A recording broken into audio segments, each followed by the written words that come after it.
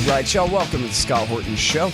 I am the director of the Libertarian Institute, editorial director of antiwar.com, author of the book Fool's Errand, Time to End the War in Afghanistan, and I've recorded more than 5,000 interviews going back to 2003, all of which are available at scotthorton.org.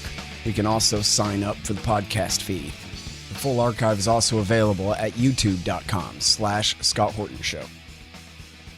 Okay, guys, introducing Paul Robinson from irrationality.wordpress.com.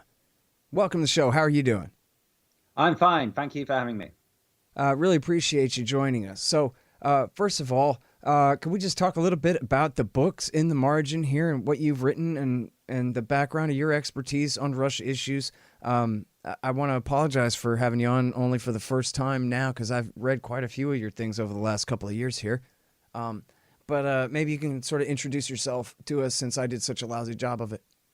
Okay, yeah, I'm a professor at the University of Ottawa in Canada, and I've written a number of books on Russian history, military history, various aspects of defense policy, and so on. And I also keep a blog, which you mentioned, Irrationality, which is mainly focused on Russia, but also talks about the sort of irrationality of foreign and defense policy more generally. Mm-hmm.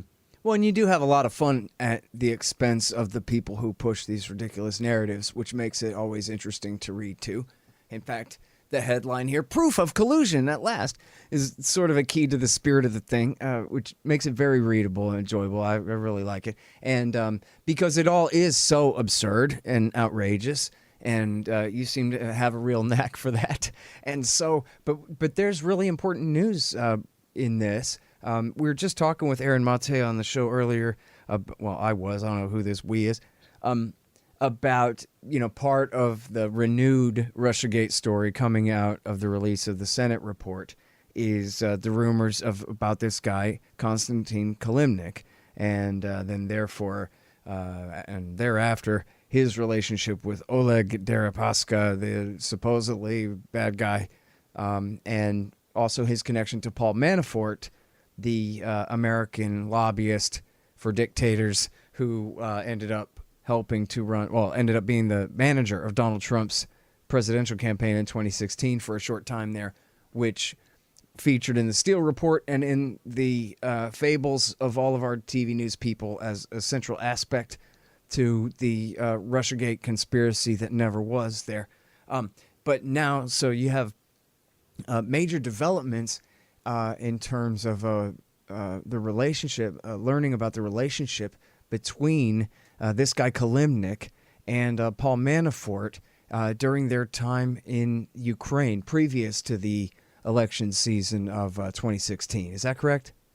That is correct. So what has happened is that some emails, apparently several hundred emails by Konstantin Kilimnik have been leaked to a business magazine, online business magazine called BNE IntelliNews, and they ran an article detailing what they had found in these emails.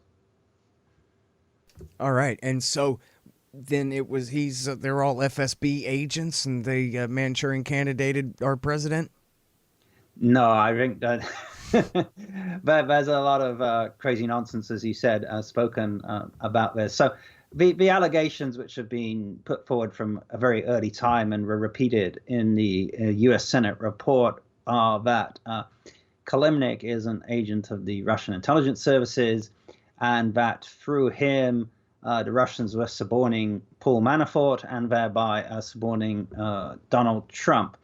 What we already knew, though, was that when Manafort had been working in Ukraine for first Prime Minister, then President Viktor Yanukovych, he had in fact been very much pushing for Ukraine to move in a Western direction.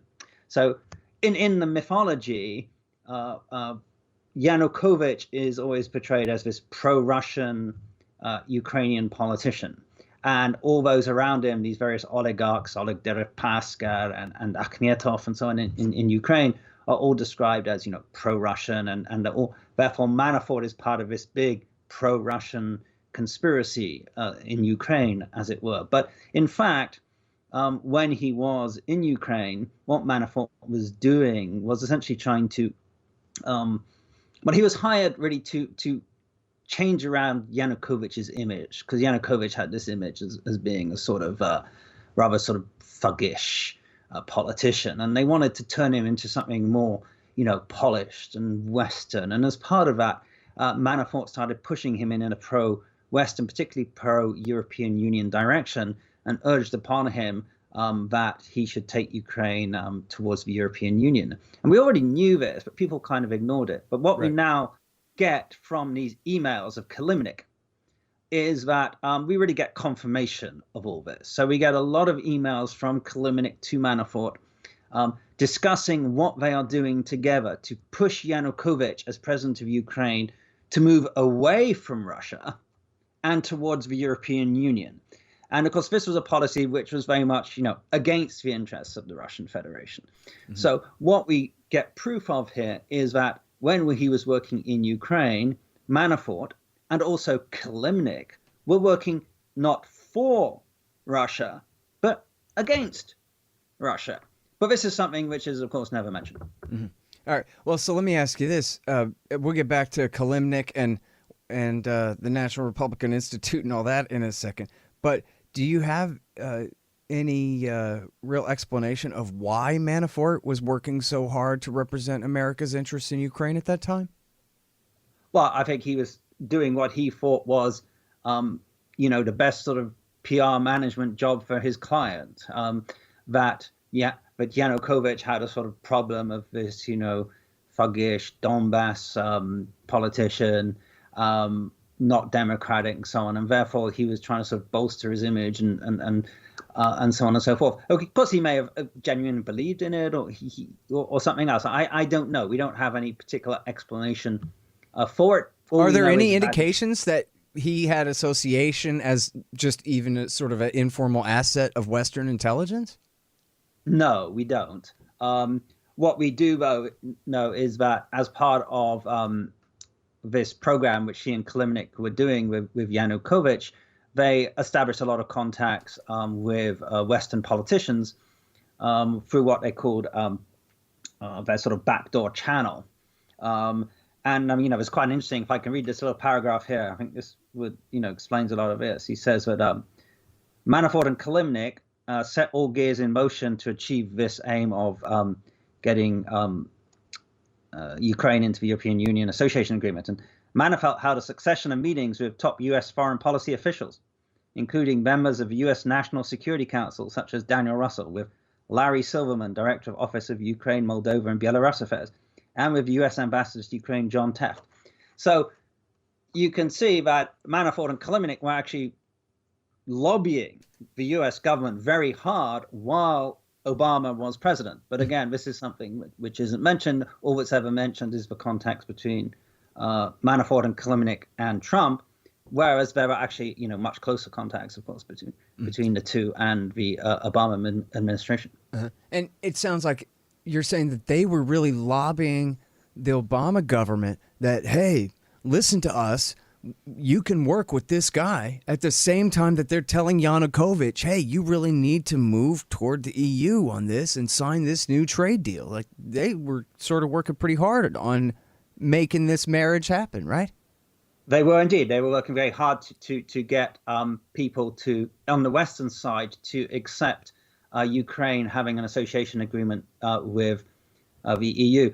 The reason they had to work so hard was because there were many people within the EU who didn't want such an agreement with Yanukovych because they had a very negative image of Yanukovych. So what Kilimnik and Manafort did was they set up these backdoor channels where they tried to find influential politicians and lobby them, right, and then get them to pressure the EU to accept Ukraine. And again, it says here that as part of this program, they particularly lobbied the then Foreign Minister of Sweden, Carl Bildt, and then Foreign Minister of Poland, Radek Sikorski, who, of course, were probably the two most Russophobic foreign ministers in the European Union at that time. So the idea that these were people working on behalf of Russia seems very, very odd. Interestingly, also in the list of people they were trying to lobby here is U.S. Vice President Joe Biden. Far be it from me to stop you there, but go ahead. Well, I mean, all I've got is what this report says. It just says that Manafort and Kalimnik created a back channel for Yanukovych, four Western politicians, including Carl Bildt, Radek Sikorski, and in the U.S. Vice President Joe Biden. But beyond that, we don't really know anything. Well, so we do know, I can chime in a little bit here about the importance of this trade deal at the time.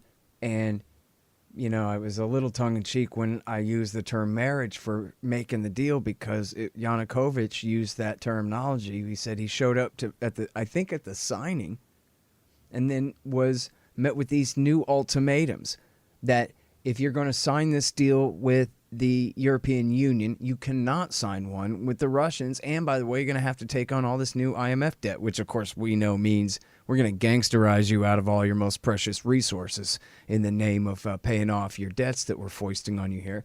And he said, well, I feel like a bride who showed up at my wedding to be greeted with a prenuptial agreement. And I got to say, the romance is a little bit lost here. I don't think I'm going to do it, which I thought was great. And I don't know if that's the exact translation, but pretty close, I think. And then this is what led to the revolution, supposedly the coup d'etat, the maiden uprising, however you want to characterize it, that culminated in the coup of February 2014 there. And so I wonder, do you have any, particular details about their role surrounding that actual event there? No, I don't. We don't have any particular role. No particularly large amount what they were doing there. I mean, in essence, all we really know is that Manafort and Kalimnik were working very hard to persuade European and North American politicians to get the EU to give this deal to Ukraine. The problem was that the deal the EU was actually willing to give was not a particularly good one, because if you want to have an association agreement with the EU, you in effect have to accept to abide by most EU rules, which therefore requires you to do a whole load of sort of deregulation activities to end all sorts of subsidies and other things which you're doing in your own economy, which would have been pretty fatal for large parts of the Ukrainian economy, particularly for eastern Ukraine, which was Yanukovych's own power base. So basically, Yanukovych said, "I'm only willing to do this if you give me a lot of money, because this is going to have some very negative effects on us." And the EU was not willing to cough up more than about $500 million, which really it was sort of chicken feed. And at the time, the Ukrainian government was due to pay some large debt repayments. It needed a lot more than $500 million up front, and then Putin came along and offered him an immediate loan of $3 billion and some more to follow. So of course he went with that and told the EU to go away and think again. Yeah. I'm sorry, I guess I had that wrong. I thought that they were offering sort of like a villain's debt, that we're going to give you one of these real nice infrastructure loans, which is about the scariest thing the IMF could say to somebody, right? No, the real problem was they weren't offering cash at all. I see. What they were offering was some degree of additional access to EU markets and visa-free travel to the European Union.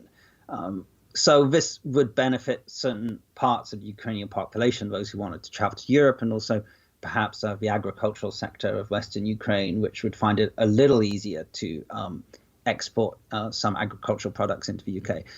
Into the EU.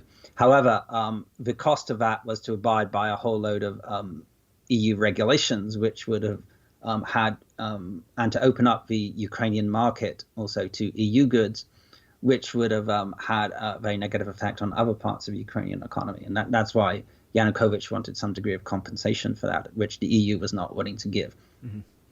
And then, okay, so, and I guess I am just going from memory back then that, was it Putin was willing to just give him some money, or that was a loan too, but it was a generous it was a loan? It was a very low interest loan. Yeah. So essentially. Mm-hmm. And then, it's worth being specific for a moment there, I guess, right? If I have it right, that you're referring to the kind of decrepit, what was left of old Soviet industry in 1990s era industry in the Donbass in the Far East that was due to be decimated by, advanced productive capacities out of Western Europe and so forth, right? That's exactly right. So you had really old the old heavy industry, coal mining, steel, fertilizers, this kind of thing, which is very concentrated in eastern Ukraine, which was Yanukovych's sort of power base. And they were the ones who really were likely to suffer most as a result of the EU association agreement. Hey guys, Scott Horton here for Mike Swanson's great book, The War State. It's about the rise of the military-industrial complex and the power elite after World War II, during the administrations of Harry Truman, Dwight Eisenhower, and Jack Kennedy. It's a very enlightening take on this definitive era on America's road to world empire. The War State by Mike Swanson. Find it in the right-hand margin at scotthorton.org. Hey y'all, Mike Swanson is a successful Wall Street trader with an Austrian school understanding of the markets, and therefore he has great advice to share with you. Check out Mike's work and sign up for his list at wallstreetwindow.com. And that's what you'll get, a window into all of Mike's trades. He'll explain what he's buying and selling and expecting and why. I know you'll learn and earn a lot. wallstreetwindow.com. That's wallstreetwindow.com. All right, and then so now what about this conspiracy between Manafort and Oleg Deripaska to take these very fine, highly secret polling data and use them to rig the election? Well, I mean, it's a very strange sort of allegation, not because it's untrue. It is known that Manafort shared Republican Party polling data with Konstantin Kilimnik, but it's not classified information. It's not a state secret. So we don't know why he chose to do this, because he's not seen fit to tell anybody. But it wasn't. It's not a crime to share your own private polling information with somebody. So what use this could possibly have been to the Russian Federation, or how they could have used it to undermine American democracy, whatever, is something of a mystery to me. So I think this is, a huge sort of mountain out of a molehill. Mm-hmm. It really is classic conspiracy kookery, where you have to accept each not quite proven narrative for argument's sake in order to make any one of them make sense. Where, well, if you know that they're doing everything they can to influence the votes, as by Facebook things and whatever, then this must be connected to that. But if you don't accept that fake premise, then this doesn't go anywhere. Yeah, exactly. You've got to believe in the fundamental assumption that they're up to no good and trying to, in some way, destroy American democracy for any of us to make any sense. If you don't accept the premise, as you say, then none of it really makes sense at all, because none of these individual items amount to anything, really. They only amount to anything if you put them all together through a very, very suspicious sort of conspiratorial lens, right? Mm-hmm. At which point you go, wow, look at all this stuff. I mean, it's amazing. There's just so much evidence here, But of course, when you look at each piece of evidence, you say, well, this is crap, excuse my language. But right.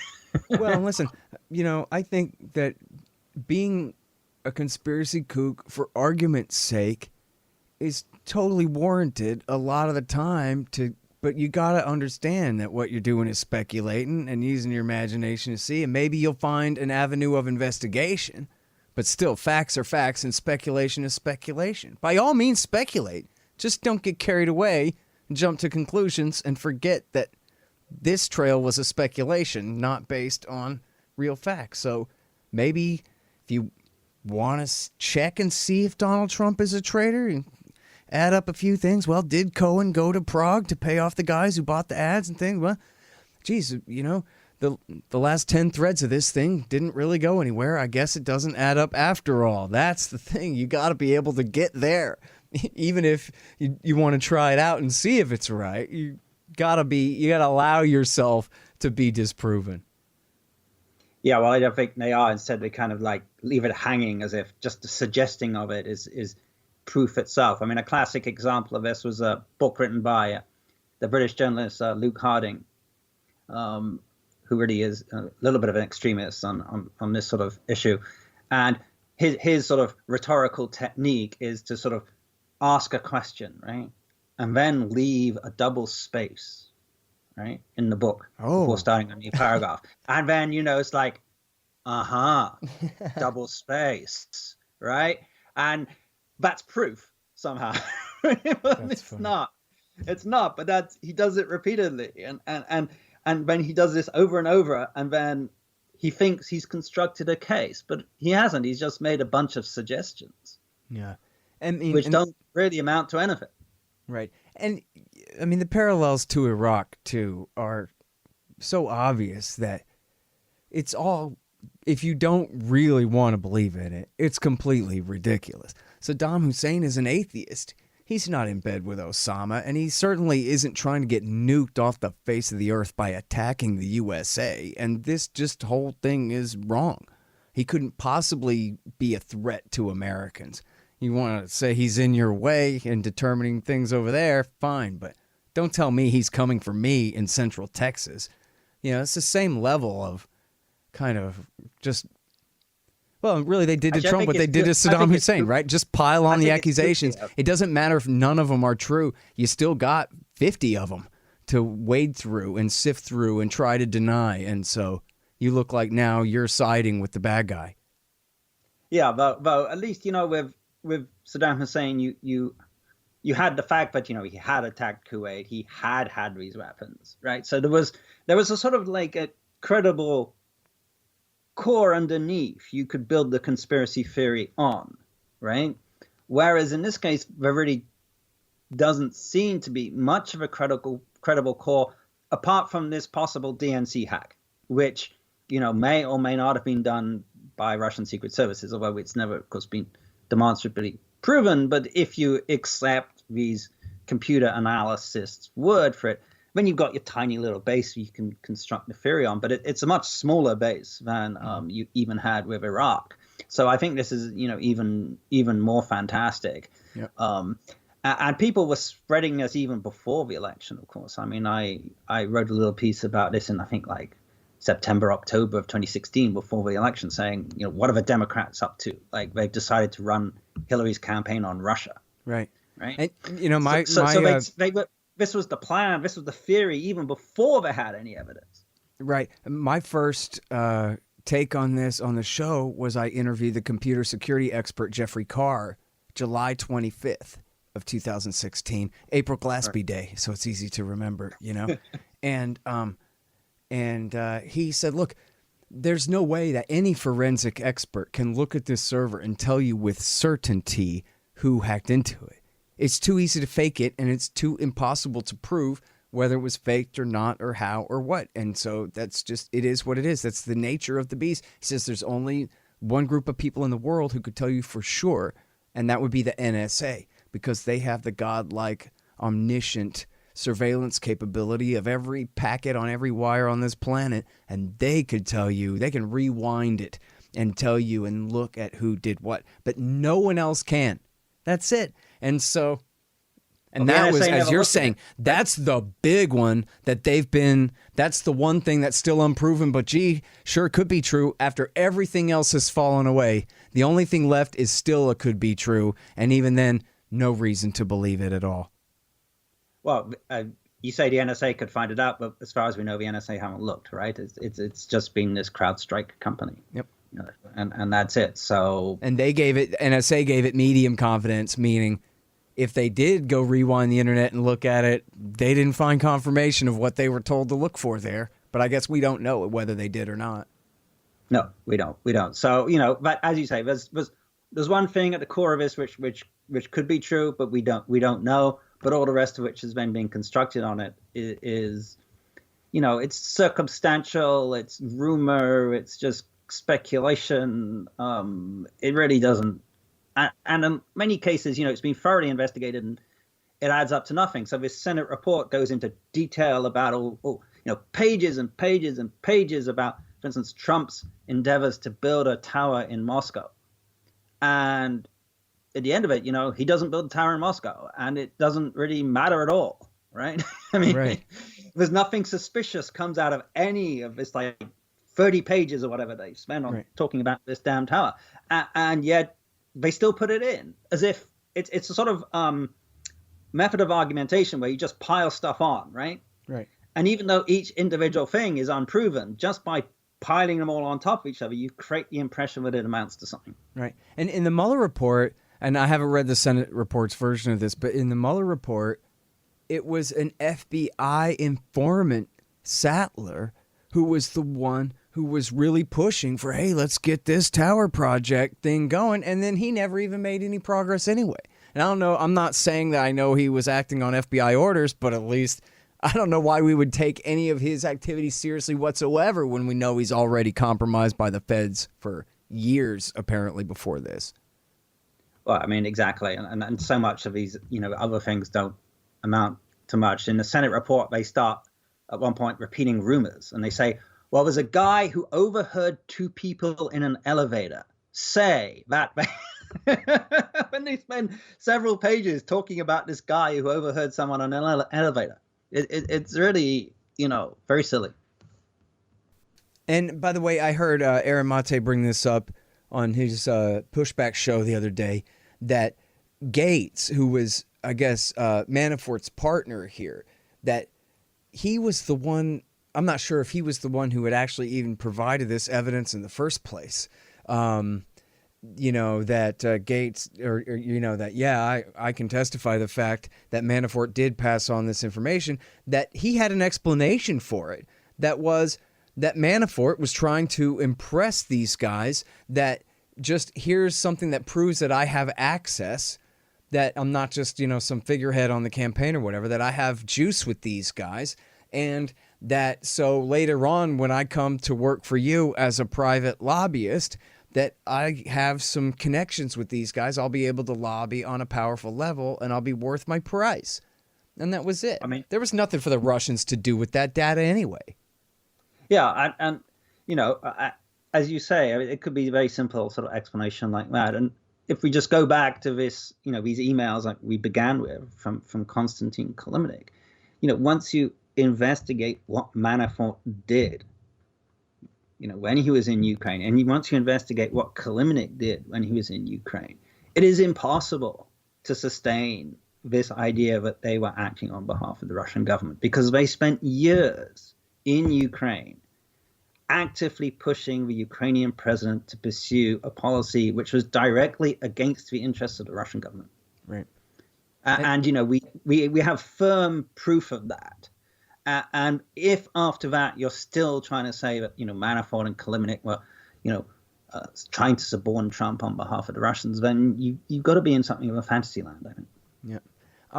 Well, and I always said, and this is just speculation, I don't know if Jason Leopold can issue a FOIA for this or what, about whether in fact Manafort was ever an asset of the CIA. I mean, it sounds like this is a guy who has represented and worked for, they call him the lobbyist for dictators. He's worked for all kinds of sovereign regimes all over the planet. It's almost impossible to believe that he doesn't have an understanding with the U.S. State Department and U.S. intelligence agencies, that he knows where their lines are so that he doesn't cross them, and that maybe if they need to know a thing or two, he would tell them, and this kind of thing. He's made an entire career of this. So, of course, I can't prove this, but it seems almost like it must be true and is to be disputed. Well, I mean, there may be something to that. I mean, obviously, I have no idea. We do know that Carter Page had, who was another one who was fingered for being a Russia agent, was in fact reporting on things, I think, to the FBI, right? So, or was it the CIA? I can't remember. But he was certainly, passing on information to the American authorities, right? And yet, even so, there was this huge effort to portray him as being a Russian agent to the extent that the FBI went to. It must have been the CIA he was telling things to, because it was the FBI who insisted on bugging him. But a lot of these accusations made against these guys are clearly preposterous. Yeah. And you didn't need a lot of brains to work it out. So, for instance, in the Steele report, this infamous dossier, there was this claim that Carter Page had been bribed by an offer of like 1% of shares of Rosneft, the Russian oil company. Well, 1% of Rosneft is like $1 billion. Yeah, I thought it was even more than that. I might get the numbers wrong. I thought it was 19% or something, like almost a fifth. Okay, whatever of the company. it is. But if you actually added up what this purported bribe was worth, it was like billions. It was insane. Like, and no one who thought about this for more than a second could possibly have taken this seriously. Right. It was an obvious joke, from the start. Yet somehow people believed it because they wanted to believe it. So I think what is motivating is people, Trump, understandably in some ways has driven a lot of people crazy, right? Yeah. And they're searching for some explanation of why this cataclysm has happened, and therefore they seek some sort of external explanation for it, because the alternative is to recognize that somehow they're responsible for this disaster. You know what it is, though, too? It's just like George Tenet said to George W. Bush. It's a slam dunk. And he wasn't talking about, yes, it's a guaranteed fact they have weapons of mass destruction. That's his defense. I didn't say they definitely had weapons and that was a slam dunk. I said it's a slam dunk that you can use all the shit I just gave you to shovel onto the American people to the point where they will have to go along with this. It'll work. It's enough to work. And I think that's what it is. They didn't want to believe. They pretended to believe because they were trying to do anything they could to stop this guy from getting elected. And then after that, they even wanted to try to prevent him from taking office after the election. This sounds so nuts. I forget it sometimes. And I worry that people think I'm nuts when I talk about it. But it's right there in the New York Times and the Washington Post. No secret at all that the Democrats were pushing and people inside the government were pushing to have the acting CIA director, Mike Morrell, brief the Electoral College that the Russians stole the election for Trump and that they should give it to Hillary. And if not, that they should throw it to the House so that they can give it to Paul Ryan or Colin Powell to prevent Donald Trump from becoming president. All based on this. This but I think fake they've treason. said it so. But I think they've said it so many times now they believe it. That I certainly get that impression. So it may have began as a tool, but by now it's a religious faith. But you know what? The one that you just brought up, I brought that one up to Aramate earlier in the day. It's one that the first time I picked up the Steele dossier, that's when I quit reading it. I just laughed and said, "You got to be kidding me!" That they're going to offer these brilliant Russian schemers are going to offer Carter nobody Page all this money, billions of dollars, if only he will seize control of America's sanctions policy single-handedly somehow. And the ask in the first place is ridiculous. The payoff is beyond a cartoon. This whole thing clearly isn't right. It's completely worthless. Even Bob Woodward, Mr. Conventional Wisdom, he took a look at it and went on TV and said, this is a garbage document. There is nothing in here of value, nothing. Yeah, well, I think that was obvious. I thought it was so worthless when it came out on my blog. I didn't comment. I wrote a spoof. Yeah, I just spoofed it. It wasn't worth commenting directly on it. I spent some time when I was young as a military intelligence officer. So I have read intelligence documents and so on. And but when someone is seriously writing these things, they tend to hedge their bets a little bit. Possibly this, probably that. This was kind of a giveaway for me with the Iraq business. It was so certain. I thought that's no honest intelligence report's going to be written that certainly. And when you read this stuff, and it was just, to me as a former intelligence officer, was just obvious garbage. Yeah. But people wanted to believe it because they were so appalled by Trump. And you know what it is too? They needed some explanation for him. Yeah, and it's not just mass hysteria, but it's mass entertainment too. Whether you're pretending to, you're afraid of Saddam Hussein or you're afraid of the Manuel Noriega, or whoever they're throwing at you, it's fun for a day or two to freak out about something, a couple years at a time. MSNBC, its ratings shot up as a result of the whole, Russiagate fiasco. The fact that, Rachel Maddow got everything completely wrong was irrelevant. People tuned in, and it's been, good for business. And people have sold a lot of books on this stuff. I mentioned Luke Harding earlier. His nonsense book Collusion was topped in New York Times bestseller list. Yeah. There's careers to be had here. There's money to be made. There's, Pulitzer Prizes to be had won, and so on and so forth. And so, I mean, this is, really the way, media and democratic societies work. They're profit driven, right? Yeah. Unfortunately, that is, we pay the price for that sometimes. We got a little bit of a reprieve after the Mueller report, where even Rachel Maddow's ratings kind of went down, and they sort of, obstruction of justice, and they didn't let him investigate it well, and and then they went with the impeachment on the Ukraine gate, but that just didn't really have much of an effect in terms of politics or public relations or anything. It's already forgotten. They didn't even mention that he's the impeached president at their own convention, the Democrats. And so it sort of felt like, Russiagate is dead finally. But let's keep talking about it, because this still is such a big deal that they dared to falsely accuse the president of high treason like this, and the CIA and the FBI way outside of line, what they should be allowed to get away with here and this kind of thing. And yet now here it's back again. Marco Rubio puts out some stupid Senate report, and now, 99% of people won't read the thing. As Aramate was saying on the show in there, all it is the same stuff about Kalimnik and Roger Stone that's already been debunked, or that there's at least no reason whatsoever to take seriously at all.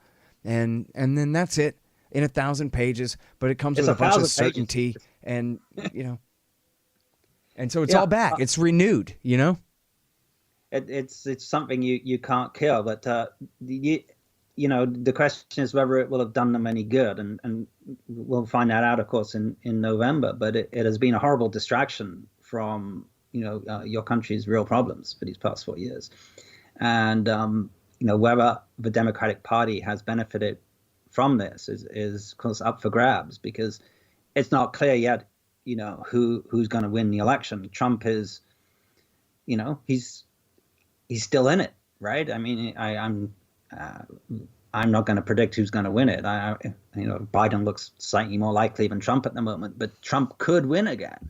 And certainly they haven't knocked him out with any of this stuff, right? And in the meantime, they've not been talking about anything else, all the real problems that American society has. So, to me, it looks like a very strange form of political strategy, actually. Right. And what's funny, too, is even from the Democrats' point of view, they could ignore all that problems of society stuff, but still just talk about really bad things about him that are true, which are plenty, But they just swing and miss every time. It's crazy. Yeah, I mean, he's screwed up on so many in so many ways that he's quite an easy target. But you attack him with something so extreme that he ends up looking perhaps even slightly sympathetic, because you accused him of being Hitler when he's really just something not very nice, but not like that. Yeah.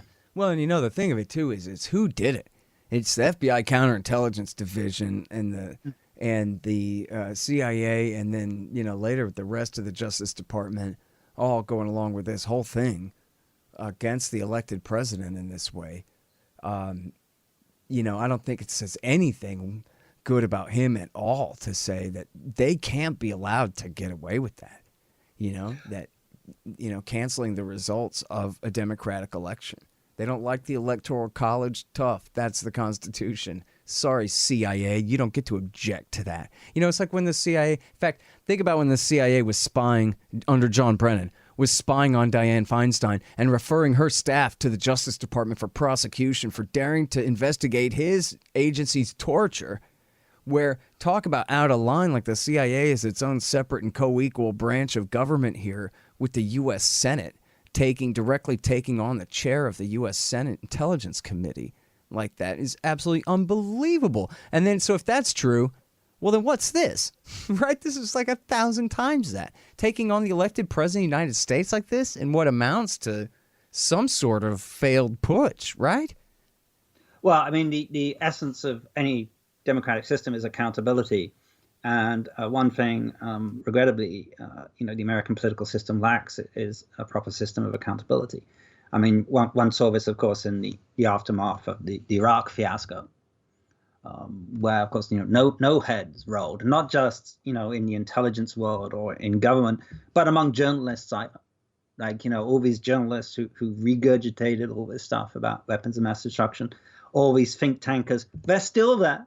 They're still writing the op-eds, right? They're still the ones being consulted. They're still the ones influencing public opinion. No accountability at all. Similarly, in the torture and during the war on terror, where's the accountability for any of that? I mean, none at all. For the illegal wiretaps done by the NSA, for what Mr. Snowden revealed, which has now been said by a court to have been illegal. No one is ever held to account, really, for any of these things at all. And that really does cast doubt on the democratic, claims of the system as a whole. Now, one person who perhaps could hold people to account would be the president, but the president, not just this president, but previous presidents haven't wanted to. And I think Trump's particular problem he has is he's actually, in many ways, quite a weak president in the way that, he tends to buckle in to pressure from within the system and from the bureaucracy. You've seen this in his foreign policy where, for instance, he said, I'm going to withdraw troops from Syria. And, a little while later, he's saying, oh, we're going to go seize the Syrian oil fields or whatever. Right. So he has the problem, but like from the beginning, he was himself. There was Trump and there was no one else. There was no team, no sort of depth to his campaign. So when he came into office, he didn't have anybody to fill any positions. He couldn't hold these people accountable because then who would take over? Well, he had nobody, right? And so therefore, he has always been working with people who essentially don't agree with him, and he's never really had the courage, as far as I can see, to tell them where to go. Yeah. Well, and all you had to do was be smart enough to figure out how to use Google and go look up the Cato Institute and the National Interest Foundation and go, okay, here's some right-wing doves. Hi, right-wing doves. Introduce yourselves. Here's your jobs. You're appointed. You got a good, 20 or 40 of them or something. He just made Will Ruger the ambassador to Afghanistan, so thank God for that. But does he have time to actually see a withdrawal through in any real way? And did he bother to ask Mr. Ruger, hey, do you have 15 or 20 friends that we could staff the National Security Council with and some of these cabinet departments and things? He is the president of the United States, after all, but no, he's going to ask Mike Pompeo, well, who do you think we should get from the Heritage Foundation and the American Enterprise Institute, Mike? Yeah, so his choice of people is very poor, I think, and this is something you can legitimately criticize him on, whereas, running after saying he's a Russian spy or something is just absurd. But that's not what's done. We don't see like endless criticisms of his people, maybe except for Pompeo. But instead, you get these articles, right, which will say how, and there was one in the press today saying how the only thing restraining Trump are all these great people around him, Mattis and all the rest of them. But, they weren't great people, actually. Right. And when they talk about restraining himself as preventing him from restraining American foreign policy. Yeah. I mean, so like stopping him from withdrawing from Syria or something, right? Why was that? Why does that make them the grown-ups in the room? Or whatever? I mean, stopping him from making peace with Korea.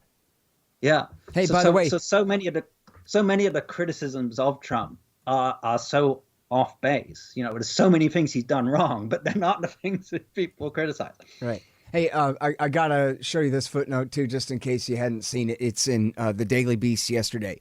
The article is Trump's troop withdrawal is a disingenuous election year ploy, officials say. It's by Spencer Ackerman. And then the quote that you're looking for, I won't read the whole thing for you, but the paragraph you're looking for, Ackerman in the Beast, it's scaring the shit out of the president.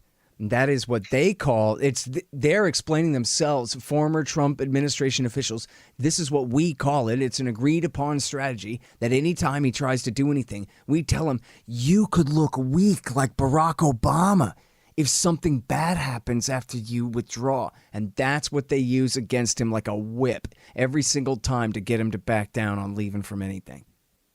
Yeah, and this way, Trump's a little bit like LBJ. I don't know if you've ever heard those tapes of LBJ talking with his aides about and congressmen and so on about what he should do in Vietnam. Mm-hmm. And what it comes down to is he knows it's a really bad idea to send more troops in, right? And everyone tells him this isn't going to work. But then they say, but yeah, if you don't do it, those Republicans are going to whip your ass and you're going to look weak. And that's why he does it, because he doesn't want to look weak, right? And there's this sort of obsession with face and manlyhood and everything else, which is so damaging to politicians. The problem is, though, that the kind of person who becomes president is the kind of person who obsesses about that kind of thing. Right. And therefore, you've got a sort of structural problem. Yep. And, you take the example of Obama where he made the calculation that he would look stronger if he rolled over for Petraeus and let him triple the war that he was completely opposed to. He even entertained the idea in 2009 of just calling it quits altogether and pulling everybody out. But then, nope, Gates and Petraeus and McChrystal will all resign, and then he'll look weak. But he could have, right then and there, said, actually, I'll look strong. I'll face these guys down. I'll say, no way, this is never going to work, and I'm not going to do it, and I'm not going to give in to you, and that's what makes me such a great and strong leader. And he could have turned it around, and it would have been fine, because the only real organized opposition against him on that level at that time was McCain, who he had just beaten by a solid 8 points or whatever it was. And he could have just said, listen, this is why the American people chose me and not Senator McCain to make these decisions. And so that's it. Sorry, Senator, but you don't get your way on this. And people would have cheered for that, and he would have looked strong. Right? He didn't have to insult the generals or whatever, but he just had to say, I disagree, and I'm the boss, not you. That would have made him the most alpha dog out of them all. And instead, he rolls over, lets them triple the war, and lose it anyway. Yeah, I mean, I think there's an unwillingness to admit that, you can be strong by walking away. So, and that there's virtue in giving up. Right. For some reason, people don't want to accept this, but it is, obvious true. If I just go back to, your Aristotle says, courage is not like it's a mean between recklessness and cowardice. Like there's a time to be brave and there's a time to run away. Right. You have to use your brains. True courage is using your brains as well as your brawn. And unfortunately now with the war on terror and all this support the troops stuff, right, people don't want to be seen to be saying no to the soldiers, and the generals have been elevated into these glorious people, right, despite the fact they haven't won a war in 20 years, right, that they've been elevated into sort of moral paragons of virtue, right, who you cannot criticize, and you cannot criticize the military. But in the end of the day, the soldiers pay for this with their lives. And, in fact, that may be the most important positive contribution of Donald Trump and, his entire presidency is you could not have ever come up with a better psyop against the right. And I mean that in a nice way. To get them to say that, yes, our Republican president is right. These stupid wars are stupid and horrible and wrong, and we want them over, and we're not afraid to say it anymore. We're following our leader to say it now. And wow, even the generals care about themselves and their money more than they care about their enlisted men. I buy that. And he's made that okay. It's a Republican president who's saying that. But now the Democrats, of course, have become, military worshippers. Yeah, they're lost causes anyway. But, the real support among the people, the liberal people of America, never mind the power mongers, but the liberal, half of American political society, they're not for war. They may not be great anti-war crusaders, but they're not really hawks. If anybody's hawks among the population, it's the right. And Trump has told them, nah, you don't need to be. which is the most important thing in the world, really, when it comes to the near medium term future, I think, you know? Well, I'm slightly less optimistic than you on that because, going back to what you were saying about democracy, I mean, America, like all Western states, is not. I mean, it's not undemocratic, but it's not fully democratic either. I mean, and what the people think on these matters is not necessarily entirely relevant. What matters is what elites think. Right. That is absolutely the case. Yeah. The blob, as it's so often called, right, is almost completely dominated by I don't want to use neoconservative as a word, but that sort of mode of thinking of American exceptionalism, right. The need to use force, the need to maintain American prestige, the need for American leadership in the world, the need to have a very large military and bases everywhere. This is, pretty much orthodoxy. Right. Right. And they're so isolated from dissent. Yeah. But, so this is the thing, right? The mass of the people can think it's rubbish, but I don't think it matters particularly. Well, it matters in one way, right? So this is the intermediate step where they have completely isolated themselves from the rest of public opinion on the most crucial issue of all, whether their sons are going to go off across the world to fight or not. People don't vote on that. People don't vote on foreign policy, generally speaking, right? So therefore, this can remain very immune from democratic accountability because at the end of the day, the average voter is not going to vote on war or peace. You're right. We're screwed. So we can't even make a marginal difference. Forget it. I'm going home now. Listen. No, I hear you. You're totally right about that. I mean, it is a matter of organizing mass unorganized power in a way that can't really be done. Unfortunately. Sorry, but yep, that's the truth of it. Great. So. All right, listen, I'm sorry I've kept you so long, but it's been great talking with you, and I love your great blog. It's irrationality.wordpress.com to read Paul Robinson here, and the article at issue specifically is Proof of Collusion at Last. Thanks very much for your time, Paul. Appreciate it. Okay, that was my pleasure. Have a good day. The Scott Horton Show, Anti-War Radio, can be heard on KPFK 90.7 FM. in LA, APSradio.com, antiwar.com, scotthorton.org, and libertarianinstitute.org.